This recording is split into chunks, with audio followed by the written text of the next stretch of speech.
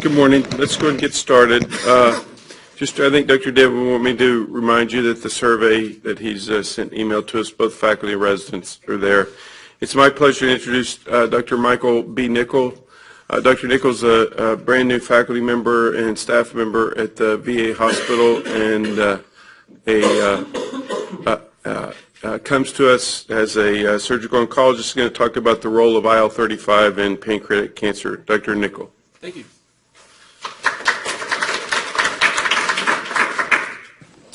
All right, thanks, Dr. Stewart, for the opportunity to present. This is work that I conducted while I was on faculty at the University of Missouri, where I ran a very small research lab. But I think it's interesting work. I have no disclosures. So pancreas cancer is a bad deal. It's slowly creeping up as the most common cause of death. It looks like it might soon catch breast cancer. And the reason is because it has a high lethality. The overall survival rate at 5 years is around 5-6%. And most patients present with locally advanced disease, making them not candidates for resection. Only a small handful of patients who present with pancreatic cancer will be able to undergo surgery. And just want to make a mention here, we're talking about adenocarcinoma, not any other types of pancreas cancer, because the picture in those is much, much different. So with surgery, this is our objective, is good tumor clearance, meaning negative margins and gathering all the lymph nodes. And this picture is really what we want to see at the end of the resection after the specimen has been delivered. You want to see a nice clean portal vein, the SMA is hiding somewhere back behind here, and a good lymph node dissection. So what are the hurdles in pancreas cancer care? Well, one, it's difficult to diagnose early. We don't catch it very early. And only about 7% of patients have disease that hasn't metastasized or spread locally. Scans and biopsies are not particularly good or they can be inaccurate, and scans are not particularly good for screening, and we don't have any really good biomarkers at this time to screen for pancreas cancer. As I mentioned earlier, only a few patients are candidates for primary therapy, if you consider surgery as primary therapy. We'll talk in just a minute about neoadjuvant therapy and vascular resection, how that may increase the number of patients who can undergo resection. Primary treatment or surgery is pretty harsh, and I'm going to present some data to you as to the actual effectiveness of surgery. And surgical complications are common. And even the adjuvant therapies which have been developed and used in the last few decades have only provided marginal survival improvements. So some of the things we may address here is, can early detection be improved? And the answer is no. We really need better biomarkers. And this is an ongoing area of research in many labs. Well, can more candidates more patients become candidates for resection? Really, this becomes a question of, for the surgeons at this point, can vessel involvement be overcome to include more patients for resection? Because those with metastatic disease are obviously not candidates for resection. Well, two treatment paradigms have arisen in the last 15, 20 years to increase the number of patients who are resection candidates, and they're often used in combination. One of these is neoadjuvant chemotherapy or neoadjuvant chemoradiation. This is a really good example of before treatment, large tumor in the head of the pancreas with involvement of the SMV and probably the artery as well. And you can see that the tumor has shrunk considerably after treatment. Now, unfortunately, this doesn't happen very common with neoadjuvant therapy. You can really only expect this kind of result rarely. The other is in the hands of the surgeon, and this is vascular resections. Most of these are vein resections and repairs. There are some centers which do arterial resections, but I would say that's a very, very specialized area of this surgery, and again, not done very often because not a lot of candidates are, or not a lot of patients are candidates. But anyway, this image demonstrates how you can again achieve clearance along the vessels, and there are a number of ways to reconstruct the veins, but we're not going to talk about surgical technique today. Despite achieving a good operation, you're still going to have not very good outcomes. This is data derived from John Cameron's publication of his first 1,000 Whipples a few years ago. And these are patients with adenocarcinoma who underwent the Whipple procedure, and the 5-year survival for this group is 18%. And that mirrors just about what everybody else publishes, somewhere between 15 and 20% after resection. So again, not very good. And in that 5-year survival group, there are a number of patients who will recur, and actually 5-year survival is not considered cure in pancreas cancer. Recently, there are some publications looking at 10-year survival, which gives a number more like 5 or 10%. And Dr. Warshall in Boston has warned us even 10-year survivalists may not truly be cured of their pancreas cancer. So what is the, oh, sorry, let me just run a quick numbers for you here in Bexar County. What can we expect on an annual basis? Well, the population here is about 1.8 million, and the pancreas cancer incidence specific to Bexar County is 11.5 per 100,000. So that's about,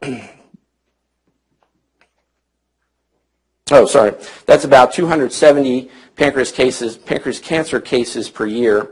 I mean, that checks pretty well with what's the last number, which was published in 2007, which was 163. If 15% of these 207 can undergo resections, that's 31 resections per year. And if we estimate 5-year survival in the resected cases at 15%, that's about 4 or 5 patients a year. We'll make it to 5 years. And then if we look at 10 years, we're probably talking 1 to 3 patients per year who develop pancreas cancer here in San Antonio will make it to 10 years. That's pretty dismal. And sometimes you have to ask yourself when you're a pancreas surgeon, why am I doing this? I think this is a good analogy for the current state of pancreas cancer treatment. Now, Dr. Perry was here, or Dr. Savu, they might be thinking at this time, you know, who did I hire as my pancreas surgeon? This guy doesn't sound like he wants to operate. Well, there are other benefits to resection. Certainly, it seems like there is a small amount of prolonged survival for patients who undergo resection for pancreas cancer, and many of them will have good quality of life in this time. As we've been mentioning, there's a rare opportunity for cure. It can certainly palliate pain. It can prevent or relieve biliary enteric obstruction and keep these patients out of the hospital, and also avoid need for repeated endoscopic or percutaneous interventions on the enteric or biliary system. I haven't seen any analyses for cost savings, but I would think that there may be some potential cost savings there. And ultimately, we want to make the death process for most of these patients who are going to die from pancreas cancer as tolerable as we can. And that's an important part of surgical oncology.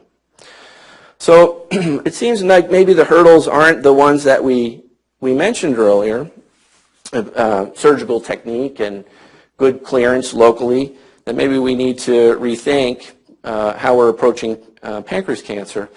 And this is a famous quote from Dr. Katie, and I think really summarizes the battle that we're in. And really, biology is what seems to dictate our successes. And so we have to ask, well, what's the biology of pancreas cancer? How do these pancreatic cancer patients die? And we've already said median overall survival is poor, even with the best treatment available. But the majority of recurrences are systemic. They're either in the liver, the peritoneum, or extraperitoneal sites. And this is what causes death for most patients with pancreas cancer. So good tumor clearance probably doesn't achieve much for patients with local therapy doesn't achieve much for patients with systemic diseases, is really what it boils down to. And so pancreatic cancer is a systemic disease. There's good preclinical evidence that suggests that it metastasizes very early and it's resistant to the currently available systemic regimens. So these are the real hurdles to improving survival, and we really need new or additional strategies for systemic therapy. And again, I'm not saying surgery is off the table here, but if we had better systemic therapy, we have better outcomes with our surgery. Maybe even have more patients who can come to surgery. We'll switch gears here a little bit. And I trained at the John Wayne Cancer Institute, where Dr. Morton was the head for just until last year when he died. And Dr. Morton, if you don't know, is famous, of course, for pioneering the sentinel lymph node biopsy, which was an overwhelming success. We use it in melanoma and breast cancer, and it's being explored in other cancers. But what he's also famous for is his failure, which was Canvaxin, or his pancreatic cancer vaccine. And although he was able to show systemic responses in patients, he never was able to achieve a survival advantage with his treatment. And so those of us who worked in immunotherapy have heard this from other researchers. And immunotherapy is and will always be the future of oncology care, saying we really haven't gotten anywhere. But actually this has just recently changed with the introduction of the anti-CTLA-4 antibodies and the anti-PD-1 treatments for melanoma, which is now expanding rapidly into other cancers. And in fact, Science declared cancer immunotherapy the #1 breakthrough in the year of 2013. So I take personal pleasure in that, after hearing for many years that immunotherapy would never work. So immunotherapy has had great successes now in melanoma and prostate cancer and hematologic malignancies. In pancreatic cancer, it's way behind and really trails other tumors significantly. There are very, very few human trials, certainly in comparison to other tumor types.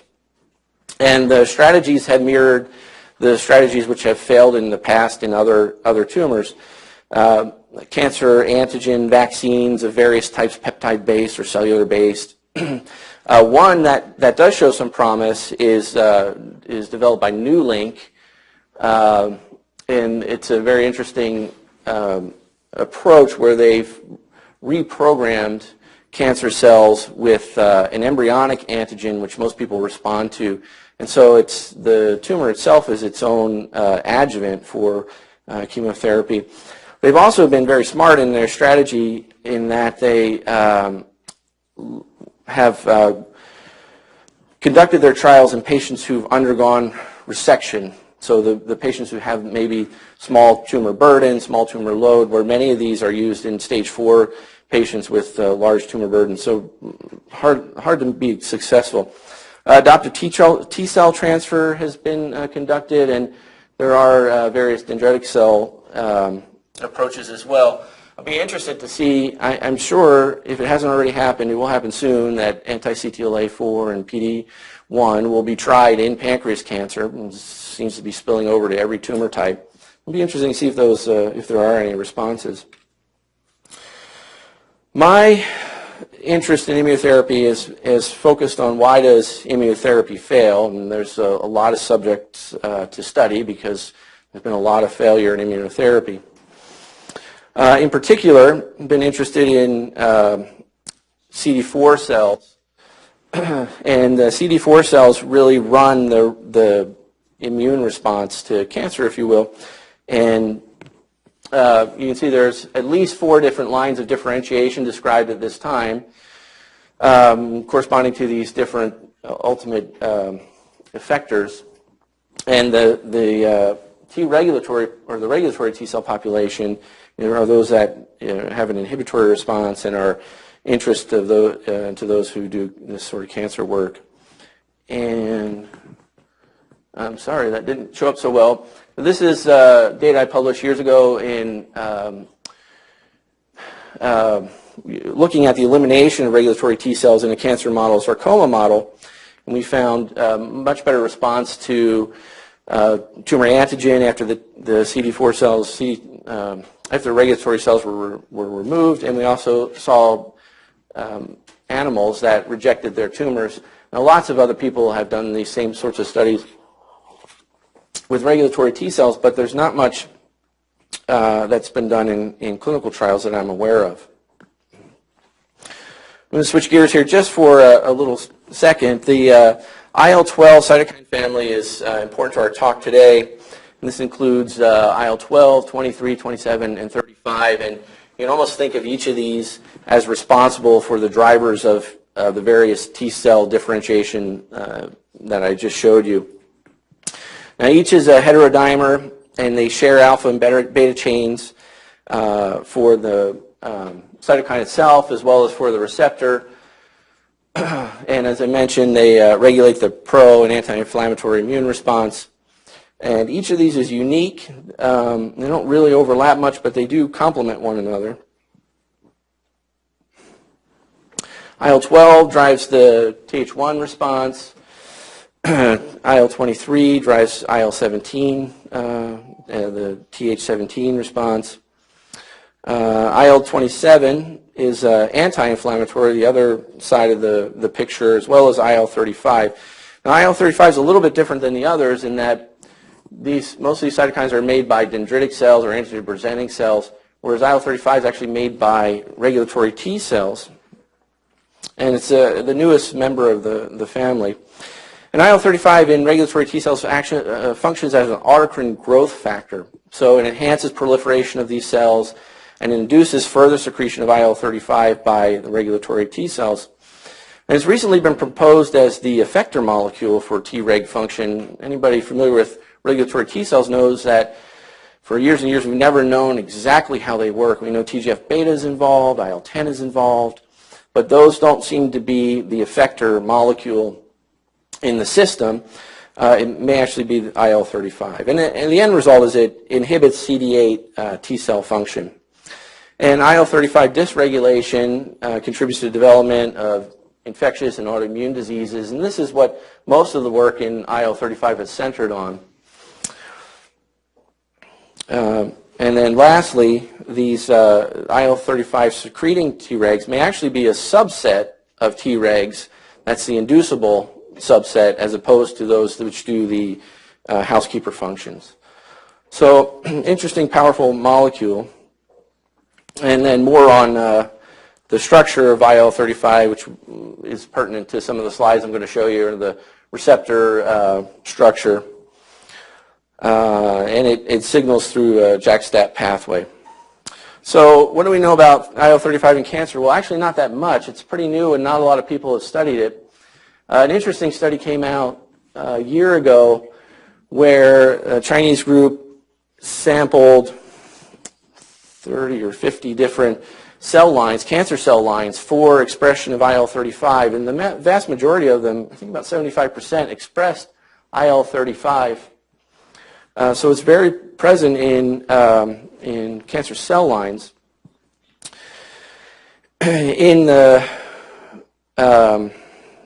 In patients, we see elevated serum IL-35 in colorectal cancer and in pancreas cancer. And interesting, in colorectal cancer, after resection of the primary tumor, IL-35 levels drop. And then lastly, I mentioned a mathematical model, which I honestly don't understand, but it suggests a role for IL-35 in tumor growth, and actually use my data as their validation data set. So what is the role for IL-35 in pancreas cancer? That's a question we asked. And what we expected to find was regulatory T cells expressing IL-35 in pancreas cancer. And so we assayed 6 paraffin-embedded human pancreas cancer samples. Mind you, I ran a small lab, and so we had to do things on a small scale. And then we worked with very common pancreas cancer cell lines for in vitro assays. And then we use various modes of immunohistochemistry and dual fluorescence imaging for detection of IL-35 and its receptor. And then we use fairly standard assays for proliferation and apoptosis. So these are the results for representative sections, IHC, of staining human pancreas cancer for IL-35. And actually all 6 of our samples expressed IL-35 pretty strongly. So we knew it was there, and then we looked to see which cells were actually expressing it, and that's what the panel B shows you. PCK is pancytokeratin, so it stains the epithelial cells, the cancer cells, and not the immune cells. IL-35, of course, is the cytokine of interest. GP130 and IL-12 receptor beta 2 are the subunits for the IL-35 receptor. There wasn't, at the time of the study, no antibody specific for IL-35 receptor, so we had to do those separately. Anyway, you can see on the merged images that in our representative section here, it's the pancreas cancer itself that's expressing IL-35 as well as the receptor. Then we tested this in our cell lines to see if we'd actually be able to work with the cell lines. And again, you can see expression pretty uniformly of our cytokine as well as a receptor, both on IHC and by dual fluorescence microscopy. So then we looked for actual function of IL-35 in these cells, and we gave escalating doses of IL-35 into the supernatant. You can see the increase in the colony counts. So the IL-35 promotes growth in these and proliferation in these cancer cells, and that's what the panel B shows us, the PCNA staining. And the bottom panel, panel E, shows you our blocking experiments where we used an antibody against IL-35 to show that there was a decrease in proliferation after IL-35 was eliminated or blocked in the cultures. So I think pretty good evidence for IL-35 as a cytokine which promotes proliferation in these pancreas cancer cell lines. Our lab is very interested in molecular mechanisms as well. So we have a panel we developed looking at the various molecules involved in proliferation. That panel is actually about twice as large as this, but this shows you just the important findings here. And so treatment with IL-35 in our cell lines was associated with increases in cyclin B, cyclin D, CDK2 and 4, and P27. So giving some hint as to what's going on there. Then we looked at the opposite end of the equation, apoptosis, because apoptosis and proliferation, while interrelated, are not the same mechanism. And again, we found exposure of our cell lines to IL-35 significantly increased or significantly decreased the rate of apoptosis. And this was confirmed with tunnel staining and caspase-3 activity assay. So again, we looked at our molecular panel for apoptosis, and we found an increase in BCL2 and decrease in trail receptor 1, kind of fairly common sort of findings. And this is immunohistochemistry. Sorry, that's not so good. Didn't come up so well there. Immunohistochemistry to confirm our findings by real-time PCR. Sorry about that. So with that data set, we drew the conclusion that IL-35 is produced by human pancreas cancer cell lines, and that in this system promotes proliferation and decreases apoptosis and seems to work as an autocrine growth factor for at least pancreas cancer cell lines. And I think we gave a little bit of evidence for its presence and the presence of its receptor in pancreas cancer samples.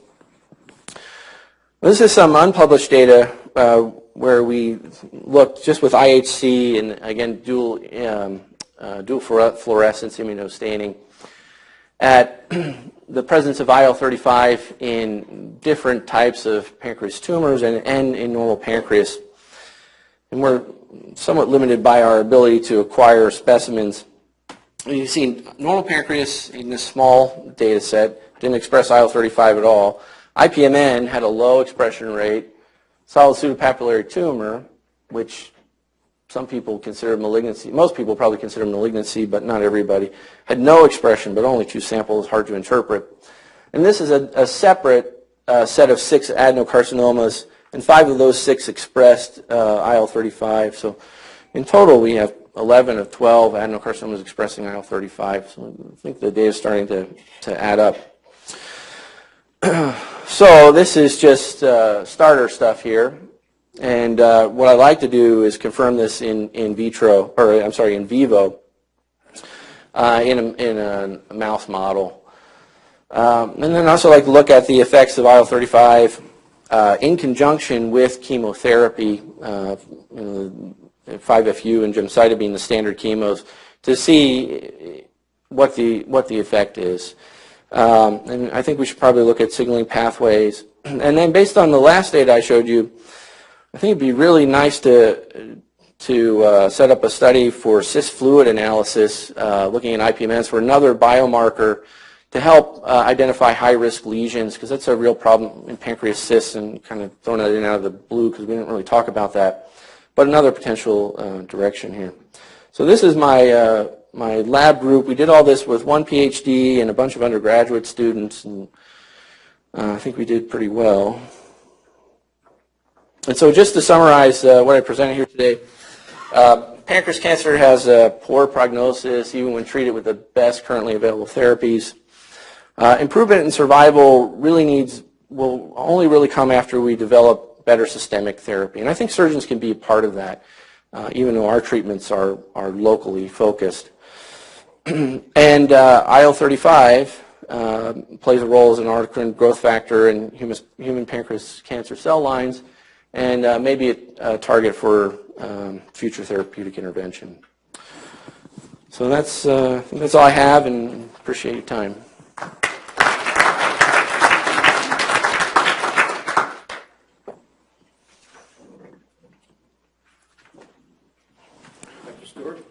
So, Dr. Nicholl, really nice presentation. So with respect to your last couple of slides, the rationale for, if I'm clear, the rationale for administering IL-35, you're sort of proposing that it would be a chemosensitizer for the 5-FU gemcitabine because of its growth, because of being a growth factor, or what would be the rationale for that? We haven't gotten there yet. We were simply trying to establish that IL-35 drives the growth of pancreas cancer cell lines anyway. But that's exactly the next step.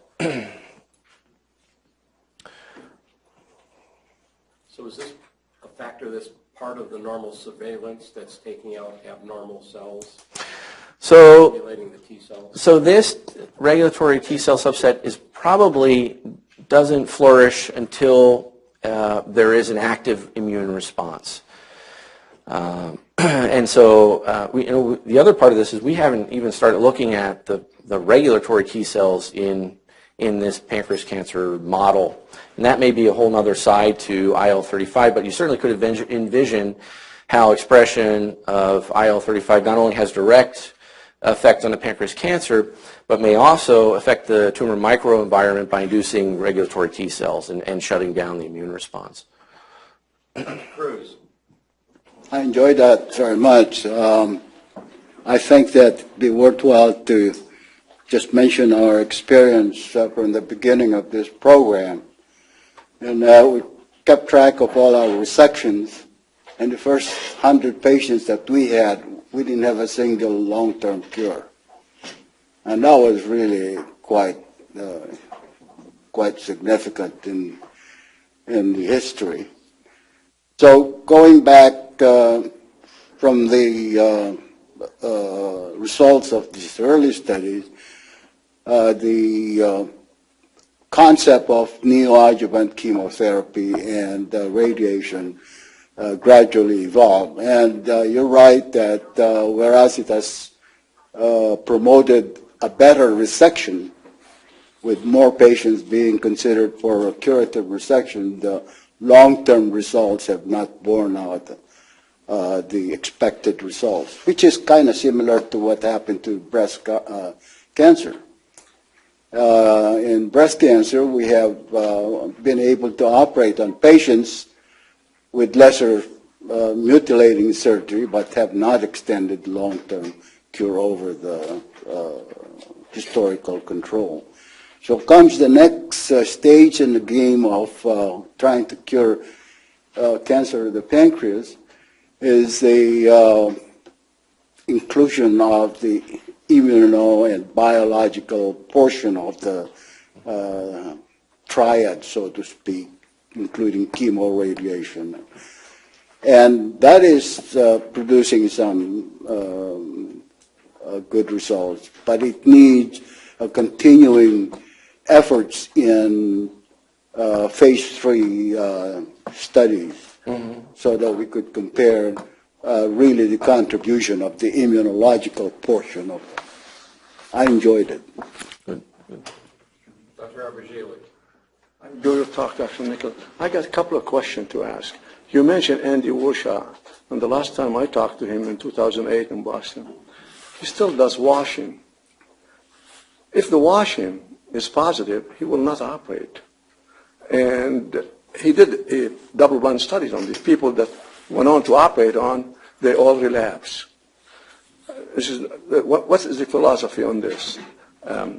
Number two, the interleukin. If you remember the interleukin-2 and melanomas, it wiped out. Everybody was excited. We cured melanomas. And all of a sudden, back where we belonged. So these two questions always bothers me. Yeah, the answer is actually interrelated, because Bill Traverso, who was at Virginia Mason, right, in Seattle for a long time, did the same thing with washings, and he wouldn't operate on patients if they had positive peritoneal lavage. Now, that group published rules on a protocol which was gemcitabine, radiation, 5-FU, and interleukin-2. They had the best survival rates ever published, I think 40% at 5 years or something like that. However, the one thing that is not always discussed about that study is the study's not been replicated. No one else can replicate it. And probably what it comes down to is selection bias by Traverso before the patients actually ever entered the study with the peritoneal washings. Some of them periambulary, there's not all of them are pancreatic. Right, so that's another area that gets a little bit difficult. There's a difference between pancreatic and De- periambulary. Definitely. The best result of Mass General, the adenocarcinoma of pancreas is no more than 5%. This is their best. Yep. It's not a pretty picture. One more. I noticed that in your IPMN, you had a little blip there. And I think that is really enticing, because it probably tells you that you should probably treat those patients a little bit more or follow them more carefully, because you're really dealing with a pre-malignant entity, so to speak. Right, and we don't have a good assay now. The cyst CA19-9 levels are predictive of mucin content, but not malignancy. And there's a VEGF2 is coming to the market sooner or later, which may help, but again, we don't have a good way to tell malignant from non-malignant. We can tell mucinous from non-mucinous. Right. Well, the thing is that there's a tendency to undertreat these patients.